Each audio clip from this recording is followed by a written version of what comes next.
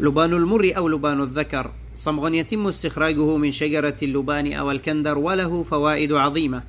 يطرد البلغم ويعالج السعال وشتى أمراض الصدر، ويعالج صعوبة التنفس، ويحمي الفم من آلام اللثة وتسوس الأسنان. مسكن طبيعي للالتهابات وطارد للسموم، يحمي القلب والكبد ويدير البول. كما يحتوي على مواد حمضية قوية مضادة للالتهابات تخفف من تورم المفاصل والآلام الناتجة عنها. يستخدم لبان المر كالعلك، أو ينقع ل10 ساعات ثم يصفى ويشرب. ويستخدم تبخيرا فيطرد الروائح الكريهة من المنازل ويعطيها رائحة عطرية زكية. دخانه لا يضر، فعند استنشاقه ودخوله للجسم يحارب الميكروبات والجراثيم، والله الشافي.